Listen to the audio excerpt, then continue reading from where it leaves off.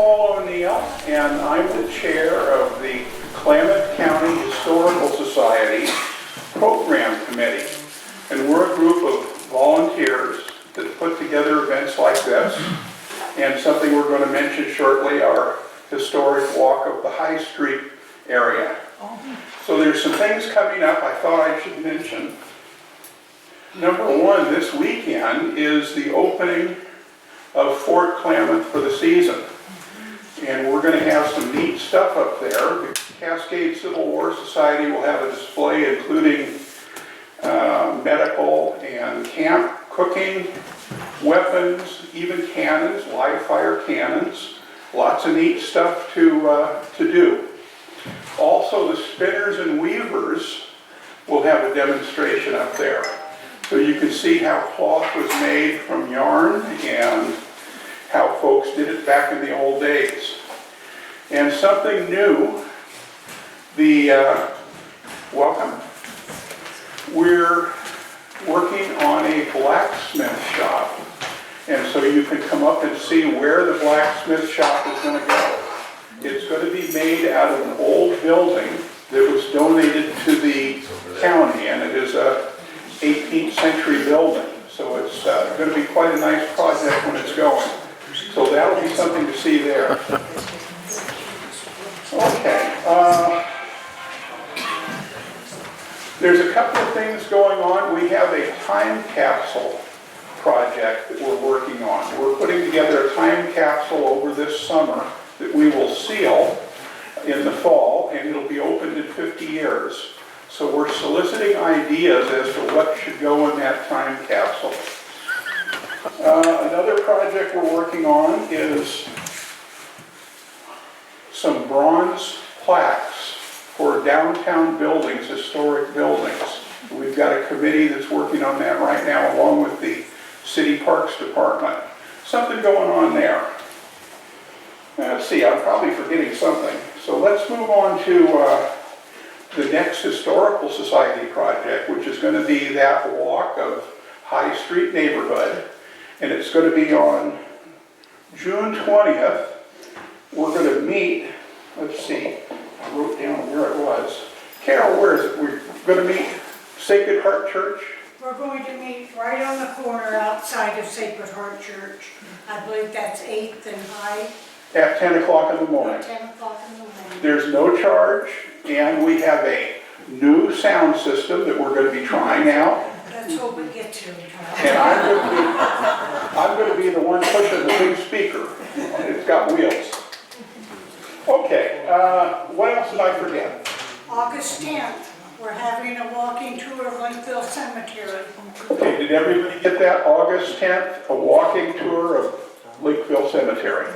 Okay, and the folks doing these are Carol Matos, who just spoke, and B. Naylor, who's right there. Okay, I've probably forgotten some things, but let's go on and talk about our speaker today. It's Moss Driscoll. Moss and his wife, Merritt, moved to Klamath Falls in 2012, in part for his job here with the Bureau of Reclamation as a water contract specialist. After 9 years working in the Reclamation local office, he joined the Klamath Water Users Association, where he worked for 3 years before coming to his current position with Jacobs Engineering. He has a background in water and environmental law and has written history articles on other topics for the Herald and News and the Shore Historical Library's Journal. So with that, let's talk to Moss Driscoll.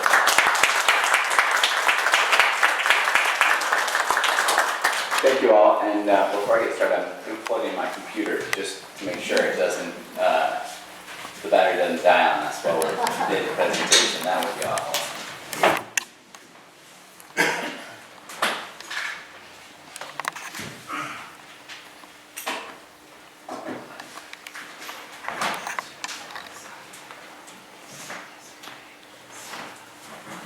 Okay, thank you.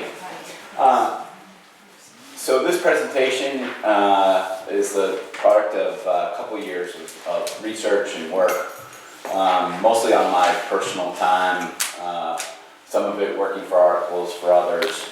But really, I'll talk a little bit about my background and how I came to this topic and how I came to research it. But as we'll talk about, this is really about a large ranch on the north end of Upper Klamath Lake, historically known as the Weed Ranch. Later on, it was known for a time as the Fort Meadows Drainage Company, or the Fort Meadows Drainage District also. And then later on was the Agency Lake Ranch. So different names, but the same place. As a little bit of background into myself,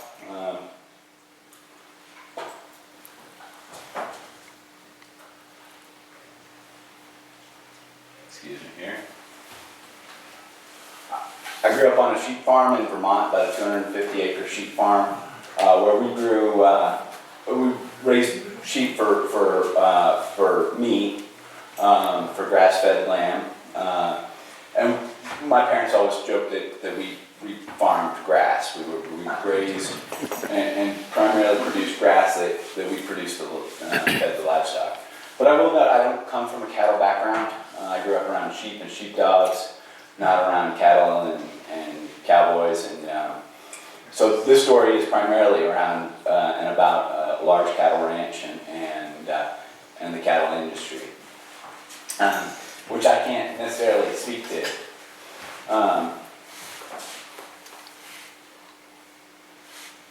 The other point I'll quickly note about my background is in between my undergrad, which was primarily in environmental studies, natural resource management, issues like the history of safaris and their role in park systems in Africa and the role of aquaculture and in fishing industries today. I had the opportunity to live for almost a year in a ghost town in the mountains in Colorado, the Silver Mountain Ghost Town, where I was an on-site interpretive naturalist, and this was my little cabin that I lived in, and my little outhouse where I lived on site. I got to tell folks about the history. So this practice of trying to retell history and make it relatable is something I have a little bit of background in. As noted, the story is about the historical Weed Ranch or Agency Lake and Barnes Ranch is also included. So this is just a modern day image of Upper Klamath Lake to orient yourself. And the area in red is obviously the area we're talking about, roughly 22,000 acres. And this is, again, right on what's known as the northwest shore of Agency Lake. Agency Lake is part of Upper Klamath Lake, is connected by a small channel, narrow channel that connects the two there, and it maintains the same water elevation, generally speaking, subject to wind, as the broader Upper Klamath Lake.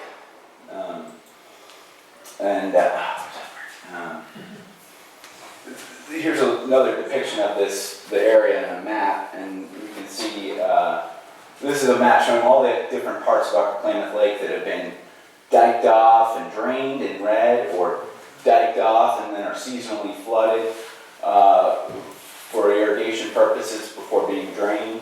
And you can see some of the areas. This is a little bit of a dated photo. Restoration in progress is noted for the Williamson River Delta and the Wood River Wetland. Those are both pretty much now underwater, have been for some time now. As well as we'll talk about here, the Agency Lake Barnes Ranch properties. So in 2023, really began in 2003, Ducks Unlimited, in partnership with the Klamath tribes and other parties, U.S. Fish and Wildlife Service was the lead funding entity, began a project to breach the dikes on the Agency Lake Barnes Ranch property and reflood it. It had been under ownership, federal ownership, for about a decade prior to this, 2 decades prior to this event, where during that time between the Bureau of Reclamation administering it and the U.S. Fish and Wildlife Service administering it, it was largely not managed. There was some grazing on it. For a period, there was some intentional flooding and then pumping off of water for storage purposes. But it really sat basically uninhabited or unused for 2 decades before finally this planned ultimate restoration of the property occurred. So it was targeted breaching of these dikes in order to allow basically the lake, Weezy Lake, to reflood. And this was the final moment. This is a picture from Ducks Unlimited and their contractors here. Again, the work was done primarily between Klamath Tribes and Ducks Unlimited as the lead engineer on this project to reflood permanently. There will be 14,000 acres that are now permanently underwater. And I had the privilege, when I was working for the Klamath Water Users Association, of attending the ceremony at the Klamath Tribes headquarters for this event and to mark this event and to celebrate it. And it was a celebration indeed. Again, an area that is historically for the Klamath Tribes, and I can't emphasize this enough, although I can't speak to it myself, for tens of thousands of years has been an area of subsistence for hunting and gathering and fishing purposes for the Klamath Tribes. Villages in and around this area that are known through history, well documented. But as we'll talk about, became a large ranch, and that's what this story is about that part of the history. But I will say that history is over. The debate about this property is over. And one of the things I heard at that ceremony from Fish and Wildlife Service staff, which I found pretty remarkable, was this was a very controversial project. There have been threats about what it would do in terms of lake levels and what it would mean in terms of water availability for others around the lake. U.S. Fish and Wildlife Service staff were sitting there on the dikes as this work was commencing and their contractors were underway, anticipating that an injunction might be run out on the dike to them to stop the work. And I was sitting there at a table with Secretary Frost from the Klamath Tribes Council, and the question was posed to the table about the history of the place, of the ranch and history of the area for the Klamath Tribes. And to the part I knew and I could speak of, I could only talk about what J.C. Boyle had written in his book, 50 Years on the Klamath, where he talks about a long legal struggle, 10 years, a decade in the making, over these dikes and the construction of them and who would pay for them. The power company, Copco at the time, which was building the dam and regulating the lake and trying to create regulated storage on the lake, paid for a lot of these dikes. And J.C. Boyle, in his book, which is at the Klamath Library, 50 Years on the Klamath, describes the effort to regulate water levels in Upper Klamath Lake as one of the most complicated private legal undertakings ever in the United States. So this dichotomy of the fact that it had been such a struggle to create these dikes and to reclaim this land, and then a potential threat of litigation right up until the moment it was breached, I thought was a remarkable coincidence, and more that there had to be more to the story. And so I went to the Klamath Echoes, of course, which is just such a trove and a treasure, and just so much information there. Every time I go, I find new information there. Found a couple really interesting pieces. One of the things I learned was that Abner Weed, when he came and bought the ranch originally, one of the large parcels he bought was a 4,700 acre block from the Melhays family, the two sons, Frederick and Gus, the youngest. He bought that for about 60,000 acres. And the oldest, Frederick, came to town and he built this building on the right. It was taken down after the earthquake here in town, but this old Melhays building on Main Street would have been basically at the right across from the theater.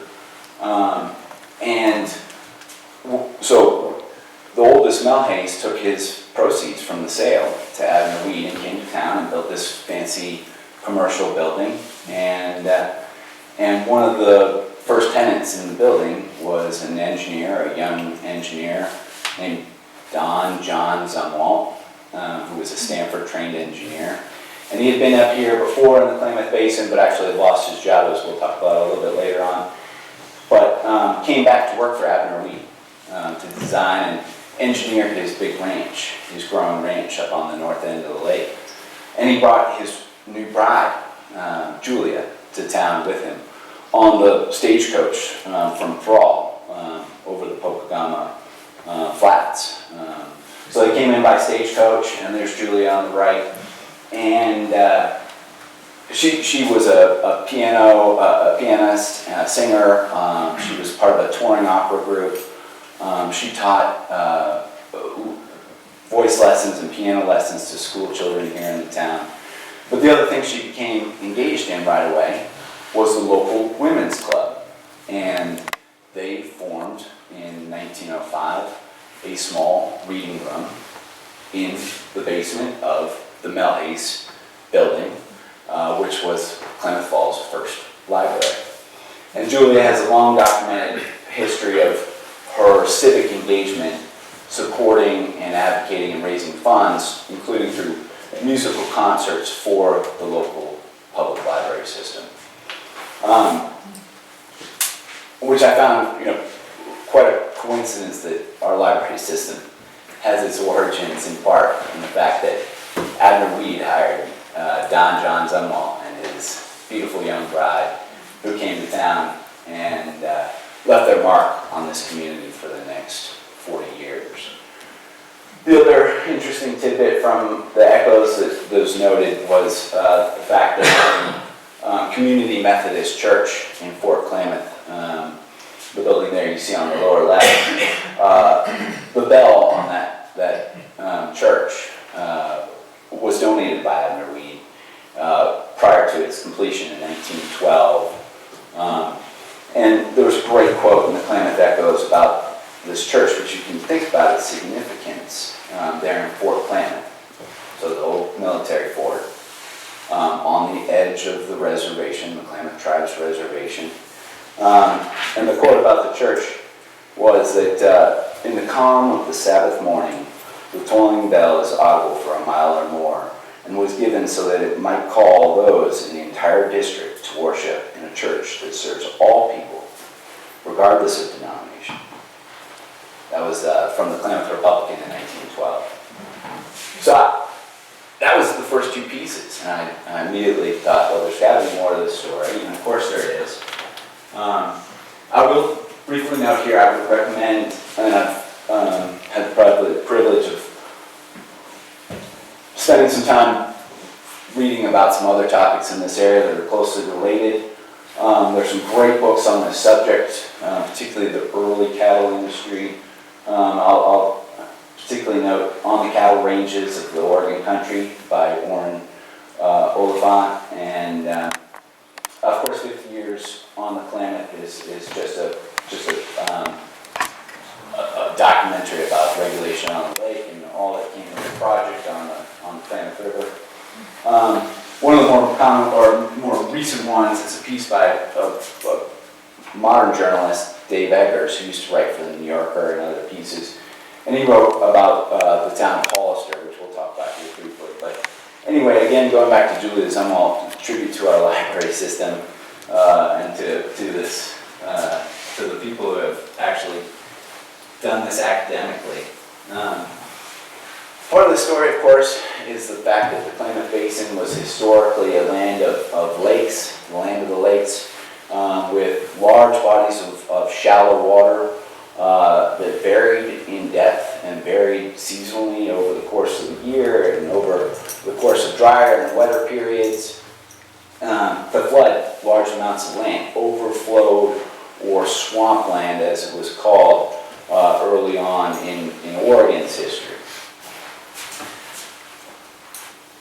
And this is from the January 1873 survey of this township and range by William Odell. And there's not much to see because this is, as of 1873, this is what that area was thought of. So here's on the lower right, that's basically the mouth of the Williamson River, and the rest of the township and range was nothing. Here's the section just immediately to the north, 34 and 7.5 west, or sorry, east, and again, a area. This is a later survey by Totman, 1885, I believe. And again, we had 7 Mile Creek coming in, but as far as the United States was concerned, this was all just lake. It was all just underwater, swamp, and overflow land. Not everybody saw it as such, of course, and of course there were individuals who saw it as a tremendous opportunity. This is Al Melhace, so one of the Melhace brothers, and this is just a picture from our county records, county public records here on the right, the deeds index there. This is hard to read there, but that's Melhace written on the left, and so these were properties that he had acquired, and so these were coming to him. This is an index of all the properties that the Melhace family, all the brothers, all 4 of them, along with sisters and the father, all acquired, almost all primarily in the Wood River Valley. The Melhace family, fascinating story as well, noted in the echoes. The whole family was born in Germany. The father was in the army, and after he was injured, was stationed to work in the palace, tending the gardens. And his sons were in the Kaiser's band. The oldest was the drummer boy, and the youngest held the music for the other musicians as they walked down the street. So they were the music stands in the Kaiser's band. And Frederick Melhace Sr. did not want his kids to serve in the army. It was compulsory military service. And he also had health issues himself, and he was advised to go to more favorable climates. So in 1868, he brought the whole family to America, all 7 of his kids, 4 sons, 3 daughters. And initially they moved to Hannibal, Missouri. They spent about 7 years in Hannibal, Missouri. And interestingly enough, and I still don't know the full story here, but the Melhaces originally moved to Ferndale, California, on the Eel River in Humboldt County, a big dairy producing area in that area at that time. And they spent 3 years there, and then decided to move the whole family back to Hannibal. And they spent another 7 years in Hannibal. And then in 1889 and 1890, the whole family, all 4 brothers, relocates to the Klamath Basin, 2 of the sisters, as I recall. And the Melhace brothers, along with the father, who eventually relocates out here, begin acquiring tracts, large tracts of land, like 160, 200 acres at a time, again in the Wood River Valley. And there's a great line about how the Melhaces, by dint of hard work, triumphed over the vicissitudes which beset the early settlers of small means. So they didn't come from a lot of money, and they didn't have a lot of resources, but they were very opportunistic.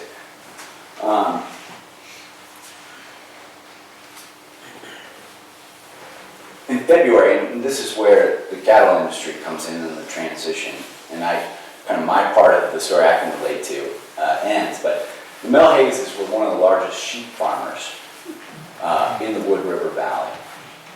And in the spring of 1904, in February, there was a large winter storm, quite warm, a lot of precipitation, heavy, wet rainfall. That was followed, and we can all relate to this, I think this past winter we had a couple, followed by a huge Chinook wind, a heavy wind, and falling temperatures. And the Malhace's sheep flock in the Wood River Valley got waterlogged, their wool got soaked, and then the wind came up and they were basically frozen to the ground. And he lost 20, before the end of the storm, before they could get out there and rescue their sheep, they had lost 2,700 sheep between freezing and pneumonia.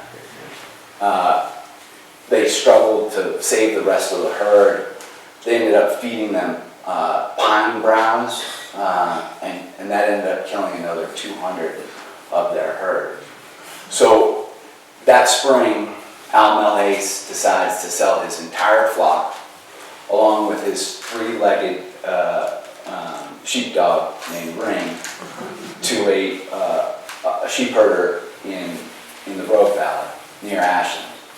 And he takes the proceeds from that and goes out to Summer Lake and he buys his first herd of cattle and brings them back to the Wood River. And that really marks, this is a period as well where the public domain is closing, where large established cattle ranches are becoming the way of doing business in the livestock industry. And Al Malhace and the Malhaces are right on the cusp of that, selling their sheep flock and buying cattle to bring to the Wood River Valley.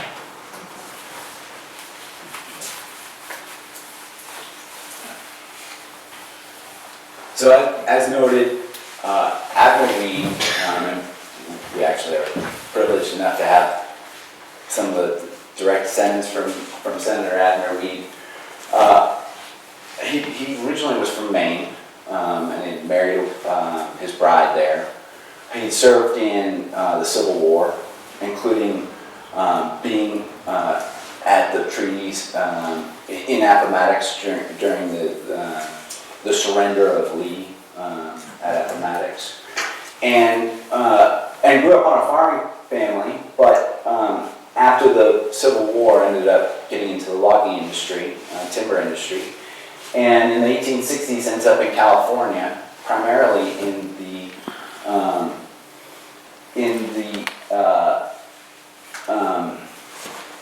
Central California, in the Sierras, and is there for a number of years before relocating his industry to what is now Weed, California.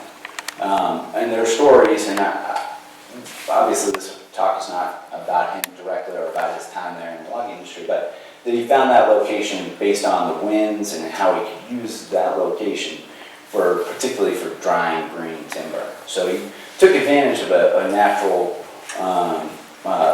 advantage in the local climate and developed quite a large timber industry. At the end of his days, as he's perfecting his company down there, he builds a rail line, the beginning of a rail line that ultimately the Southern Pacific buys and connects ultimately to Klamath Falls, but it's the rail line to Grass Lake, from Weed to Grass Lake. And he's using that to haul timber down into his mills. But one of the things that he ends up hauling on his rail line, his small little nascent rail line, is hundreds of tons of waterfowl, ducks, shorebirds for their pelts. But these are large market hunting operations that are operating in the Klamath Basin at the turn of the 20th century, and they bring their product to his rail line at Grass Lake so they can get to the Central Valley and to the markets in San Francisco as fast as they can. So you have to imagine Abner Weed on the cusp and on this border of this rich marshland, particularly in a time where California was in terms of people like Miller and Lux and other large ranchers and agriculturists who secured thousands of acres, why he would see this opportunity. He sells his complete timber interests in Weed and essentially relocates his capital to the Klamath Basin. Comes up here in 1905. As I noted, buys the Malhace property for 4,700 acres, along with 700 head of cattle for $60,000.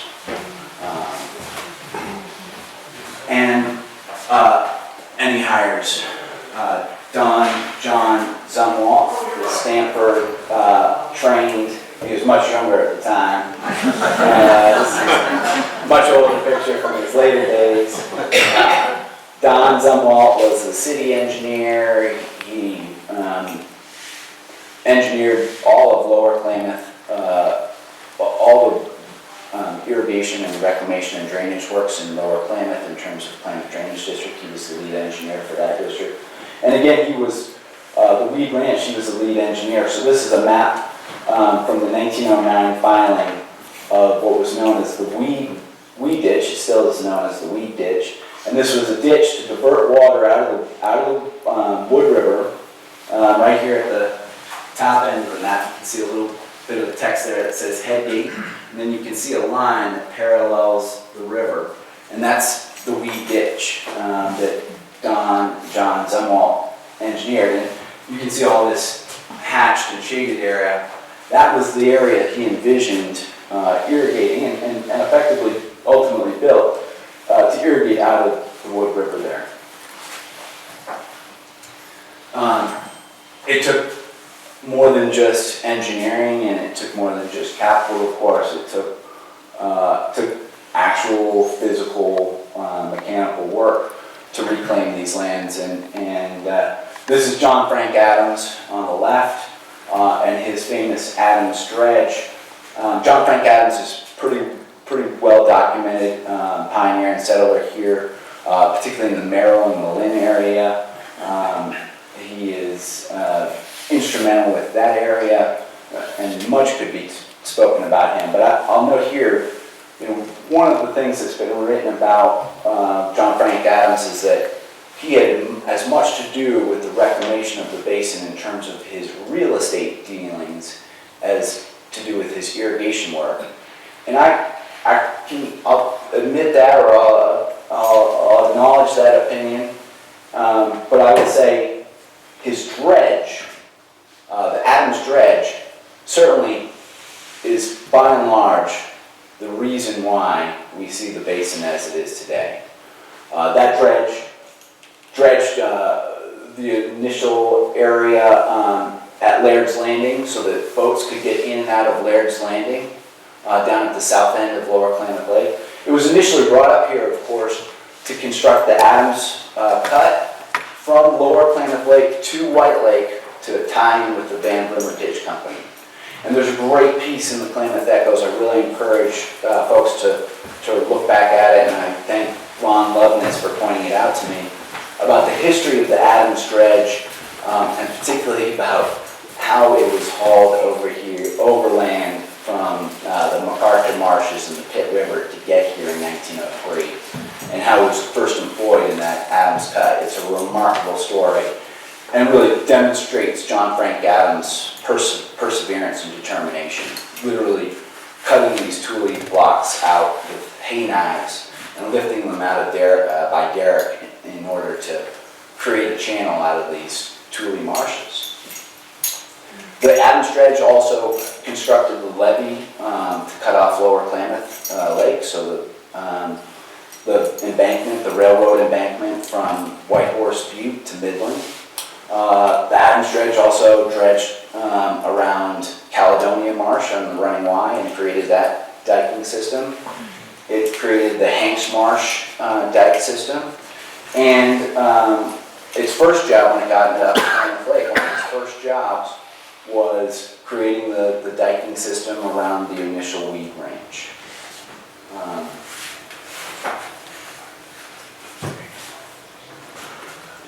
Not surprisingly, these large capitalists, these men who had large amounts of wealth, they were very good at many things, but I think the historical accounts clearly well document that they were not themselves cattlemen. They hired ranch hands and they hired ranch superintendents who knew the cattle industry, who were proficient and come from farming and ranching industries. And this is Horace Mitchell, C.B. Mitchell, his brother Horace, both of them were at one time superintendents on the Weed Ranch. This is his wife Carrie. They were originally from Missouri, and the four Mitchell brothers were sent out in their teenage years from Missouri to Butte County to help take care of their cousin's ranch. And by 1904, Horace and Sebe Mitchell are driving cattle up into the Klamath Basin to graze in the summertime. And this is one of their pictures. I haven't been able to definitively verify, but I believe that is the Weed Ranch. This is, again, the Mitchell's pictures of them driving cattle in the Klamath Basin. And there are just numerous accounts from the Grove Valley, from all over Oregon, of Mitchell's, Horace and Steve Mitchell, and others acting as Weed's agent in going around Oregon and buying up bands of cattle to drive overland to the Weed Ranch.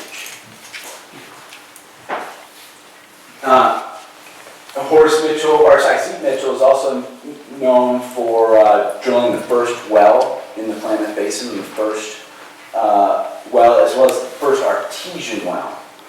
So Abner Reed, when told that his ranch crew was getting sick from drinking the water on the ranch, instructed his superintendent to drill a well to provide clean water. And at 216 feet, they hit an artesian source, and the first artesian well there in the upper Wood River Valley. And the article in 1907 that documented this drilling of Old Faithful, as it was known, said a great deal of interest has been manifested in the well, and if it maintains its flow, it will result in the sinking of a large number in the valley. For folks who probably know, and they know here locally, the use of groundwater in the upper basin, and particularly the Wood River Valley, is now extensive. Large springs that are tapped, aquifers that are tapped, and massive wells, in addition to the spring complexes that just naturally produce there at Jackson Kimball and Blue Springs and some of the other springs in the area.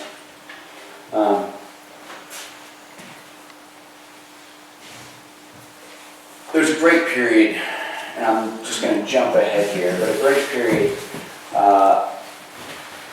for more than a decade where the Weed Ranch every summer is the recipient of cattle loads of cattle that are dropped off here in Klamath and then driven overland to the Weed Ranch.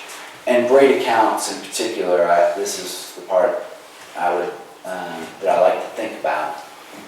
Great accounts of John Frank Adams, this famous horse wrangler. That's really what he was known for primarily for racing, was for horses and being having sold horses to the army and all. But John Frank Adams, having built the dikes on the Weed Ranch, started using the Weed Ranch for his horses and for his mules and for his livestock industry, and leasing it from Weed, as well as his cattle. But anyway, great accounts of the elderly Abner Weed and John Frank Adams taking sojourns and overland trips up to the Weed Ranch. And it's clear that they, at the end of their lives, particularly Weed was about 7 years older than Adams, became very good friends and acquaintances, and spent quite a bit of time together. Weed in 1917 passes away at the Albee Ranch, his daughter's ranch there in Weed, peacefully passes away, and he has a huge estate, including his property here in the Klamath Basin, which largely sits for a period of 3 years, where it's unclear who will have the capital, particularly at this time with the war, who will have the capital to be able to acquire and manage that property. And yep, that's Mount Shasta, Weed, and town of Weed, Albee Ranch there in outside of Weed. So after Weed passes away, there's a period of limbo, and what prompts this new venture is in 1919, the Secretary of the Interior, Franklin Lane, says we're going to offer all this public land to leasing to anybody who wants to bid on it. And this includes Hanks Marsh, it includes what is now Upper Klamath National Wildlife Refuge, so the area south of the Agency Lake Ranch. And it includes some areas in the Crystal Creek area, so over by Rocky Point. And the Secretary proposes that anybody can bid on reclaiming these properties for a number of whatever time period they propose in exchange for building the dikes and other infrastructure to reclaim them. So this prompts two individuals in particular, a gentleman named E.P. Doak and William K. Brown, who are both here locally, and I'll talk about it in a minute further, to join ventures and put together a bid to the Secretary of the Interior to lease the Crystal Springs or Crystal Creek tract and the Klamath Marsh tract, so immediately south of Agency Lake Barnes, for a period of approximately 30 years and 28 years respectively. They propose to have exclusive use of those properties in exchange for reclaiming them. And it becomes a very controversial arrangement, the subject of much criticism, especially by the American Legion, which argues that those lands should be reclaimed by the government and made available to soldiers. But anyway, the two parties that had come forward were William K. Brown and D.P. Doak, David Perry Doak, who I'll talk about in a minute. William K. Brown was an engineer and surveyor from the Hollister area, so San Benito County in the Bay Area, and had come from a family that had built reservoirs. You see Piscine's Reservoir there, constructed in the late 1890s by the Brown family. And then the capital behind it all, because of course this took tremendous capital. The capital came from the Hawkins family. And there on the upper right is Thomas L. Hawkins, one of the most notable and influential pioneers and developers in the Hollister and San Benito County area. Started the Bank of Hollister. He came also overland, coincidentally, from Missouri, with his entire family in the 1860s, with a herd of cattle that he promptly sold in San Francisco, and then took those proceeds and went to San Benito County and bought his first property. Eventually, he organized an outfit of 49 other farmers to form an association to buy a 21,000-acre tract there in San Benito County and form the first large irrigation district in Northern California.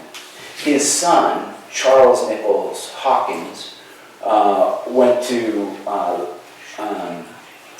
college and also started in working at the bank, also became a farmer, was one of the first farmers in California to successfully grow rice. And there's the Hawkins property there in Hollister. You can see they were quite influential. Hawkins and Brown, I'm going to step back here for a minute in the story and rewind to 1905, actually 1904. Hawkins and Brown had initially come to the Klamath Basin, again the young engineer and the young banker, both with families with tremendous capital and vast land holdings. And they had formed a company, the Klamath Canal Company, which proposed in 1904 to construct what we now see as the Klamath Project. So they proposed to irrigate 200,000 acres from Klamath Falls all the way down to Tule Lake with a large canal system diverting from Upper Klamath Lake through a tunnel into a canal that would run all the way down into California, which is essentially what the Klamath project is today and what the Bureau of Reclamation would later come to build in 1905. In 1905, again, the federal government decides to buy out the Klamath Canal Company for $150,000. And they are essentially done in that line of business, private reclamation. Don John Zumwalt, their engineer, their young engineer, goes back to California and gets eventually hired by Abner Weed to come back to the basin and become his engineer.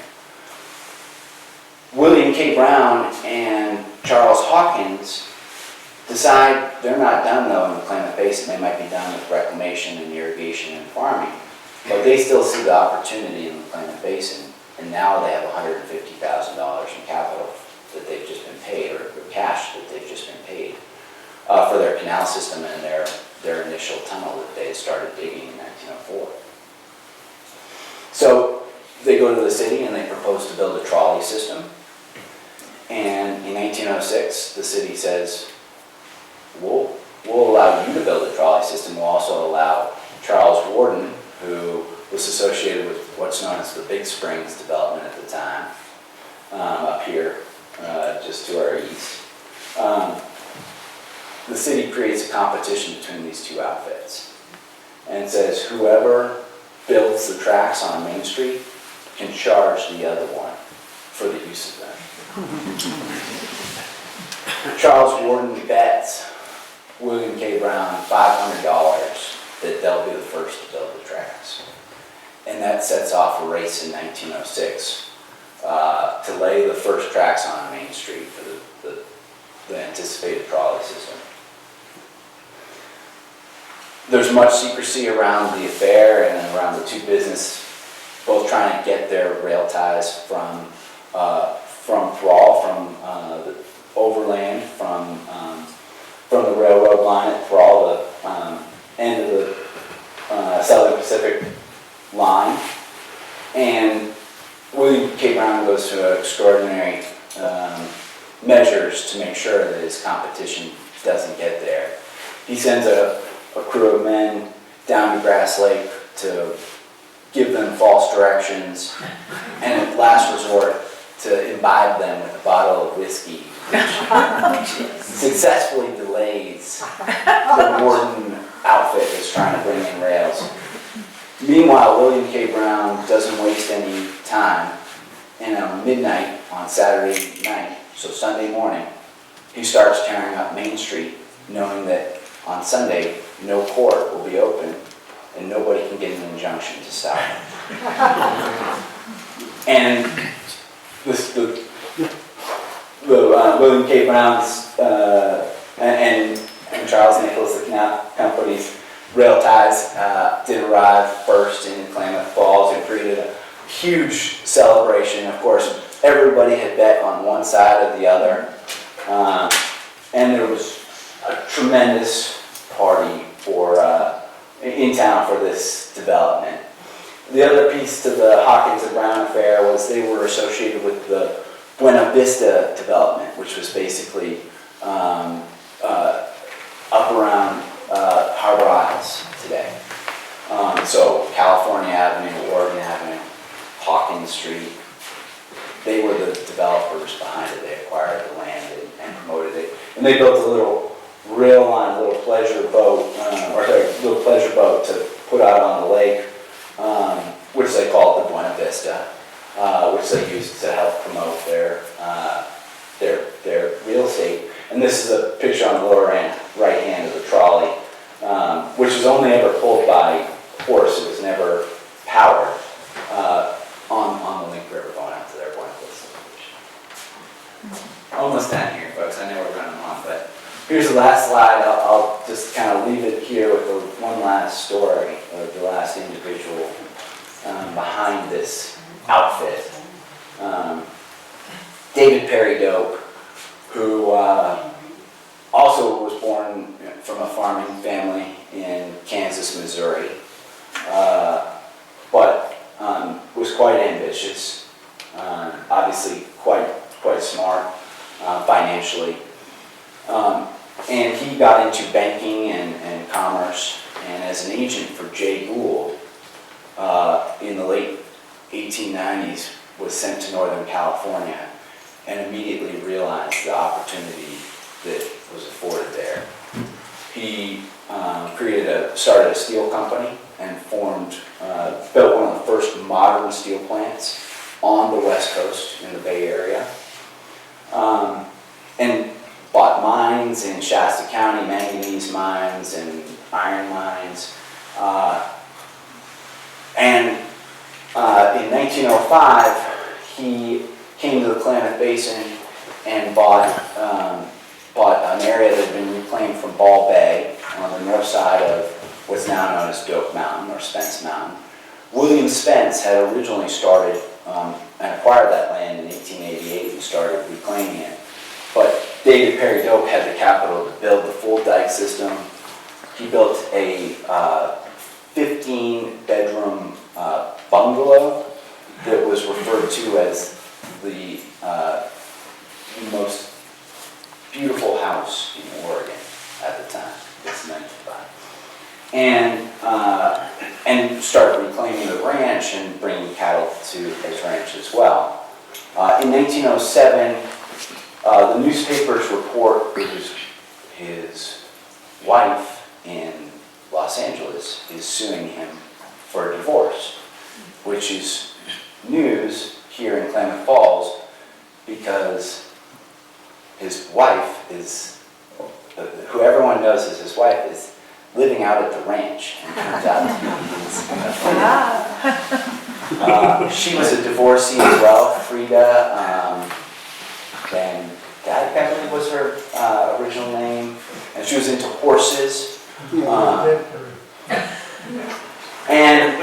So his wife in Los Angeles sues him for divorce, and he's sued, and he remarries Frida, and continues developing his ranch here in the Klamath Basin. One of his other ventures here is not a great map of it, but you can see a little bit of it. One of his later enterprises, Doak's later enterprises, is there's a great debate at the time about how to get water to the city of San Francisco. And of course, this ultimately ends up in a debate about Hetch Hetchy and whether or not to create a dam at Hetch Hetchy.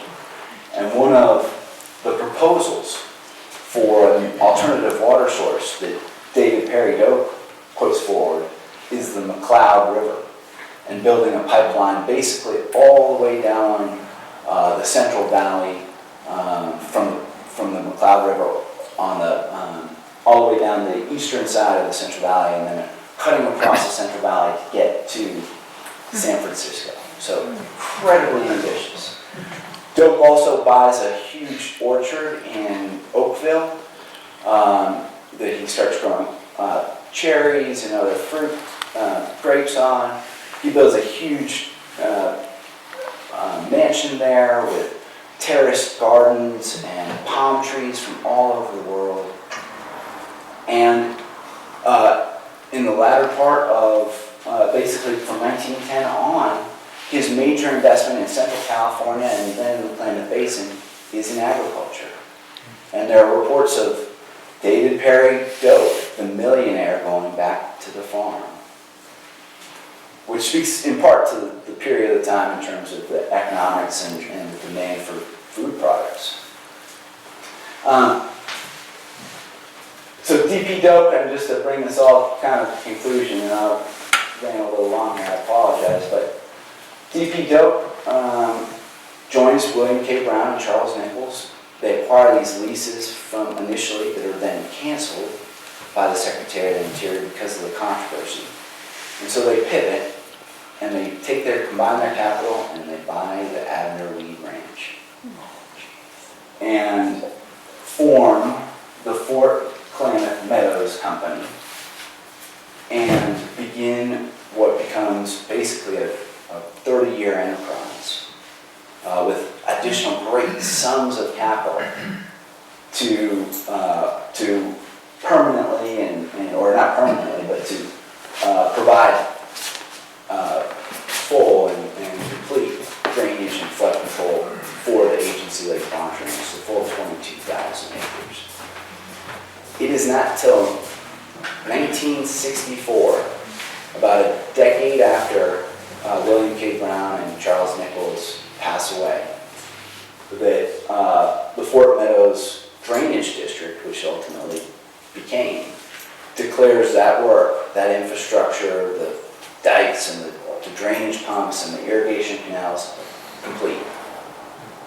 So exactly 100 years after the formation of the Klamath Tribes Reservation and the relinquishment of this land to the United States and ultimately to these individuals, it took a century to reclaim. So again, I apologize for going long. I will note. Happy to provide further information on this topic to anybody or any groups. There is a couple pieces that are I've written for the Trumpeter, which is a publication for the Historical Society, which tries to succinctly tell this story. Trumpeter this month has an article by Moss on this subject, so you can read about it right there. And Any it will questions? be in July as well, in June as well. And in June, yeah, 2 parts. And you can sign up for that if you're not already signed up for the Historical Society. We have sign-up sheets over here and membership applications. Questions? We have a lot of material here. Yeah, go ahead. Where was the big mansion built? You mentioned. Yeah, Where? it burned in 1917. Where was it built? So presumably it's on the what's now known as the Rock Creek Ranch, Okay. and there's obviously an existing old structure there, but it's not the original building because that burned in 1917 after David Perry Doak passed away. Yeah, good question. I haven't found any pictures of it. I would like to find that if anybody could ever find a picture of the old Doak Ranch. Yeah. Dan. So, my recollection from interacting with others about the trolley system, the way that the two gentlemen, one, the, Warden? yeah, is that they went and ripped up logging railroads and got track from that. And while the other one was getting rails shipped from the Bay Area across country. Actually, one of the first pieces done for the Historical Society, and I'm blanking on her name now, I apologize, but one of the first pieces that the Historical Society wrote in 1940 was that history of the trolley coming to town. The rail tracks, yeah, good question. Yeah, sorry, I apologize. I know, you guys trumped me, both of you. But my question also was there a residence at the Weed Ranch up in that area? That's a good question, and I would love to find it. I bet the Historical Society probably has pictures somewhere, although I have not been able to locate any of the Fort Meadows company and their properties. You can see there are historical ranch buildings that I'm sure are close to a century old at the north end, what's known as the Barnes Ranch now. Those are not scheduled to be flooded by the restoration work, and those will remain operating cattle ranches subject to seasonal inundation by the lake. But that's a good question. I'd be interested in Because it seems like if, Mr. Weed came up here and had all that money, he'd have a place to stay. I bet there's a gentleman in the front row who would be very interested to see that house that I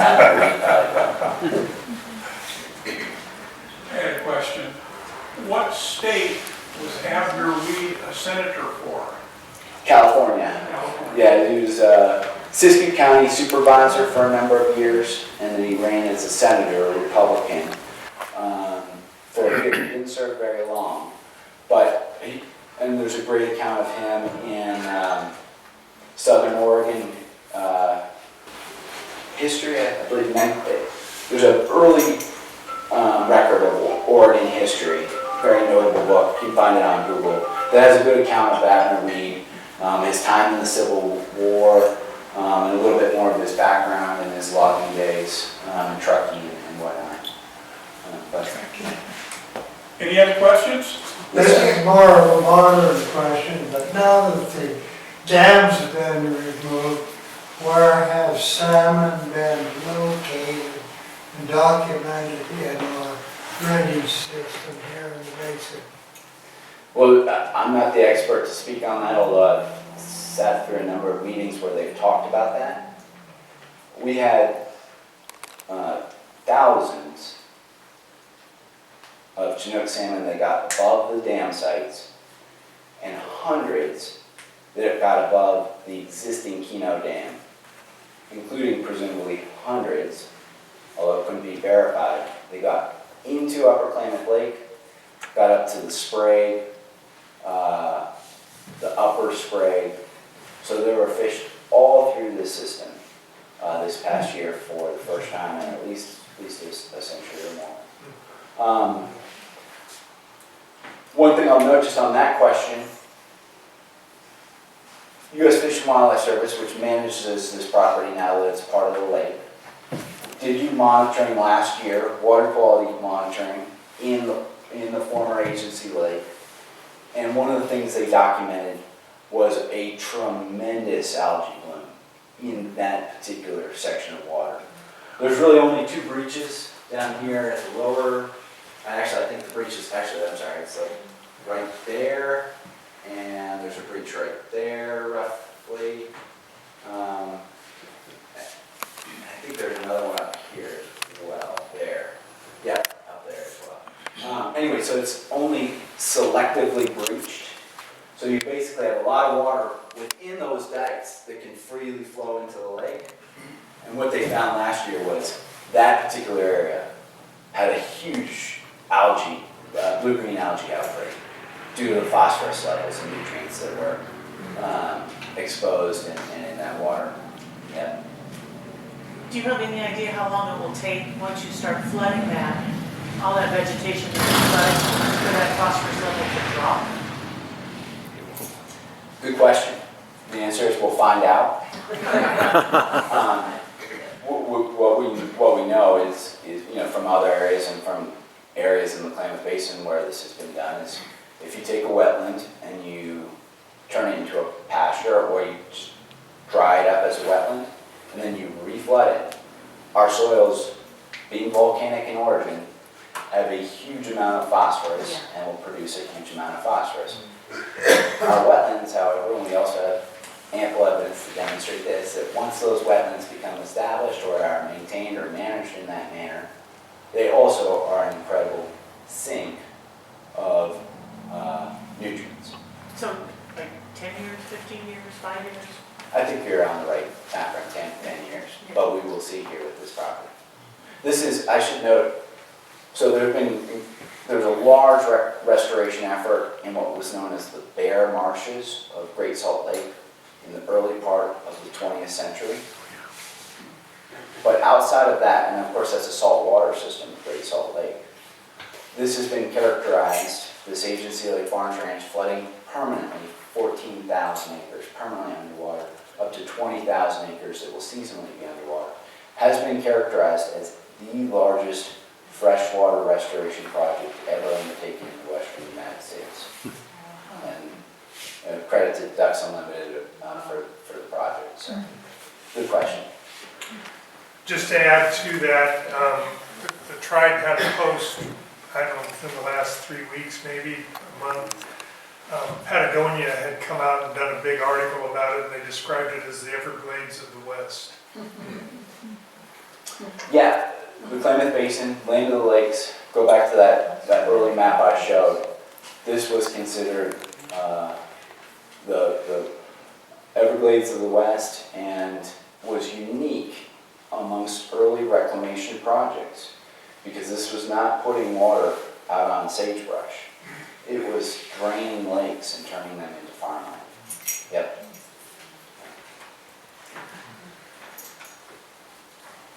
Okay, looks like we're all done. Thank you all very much.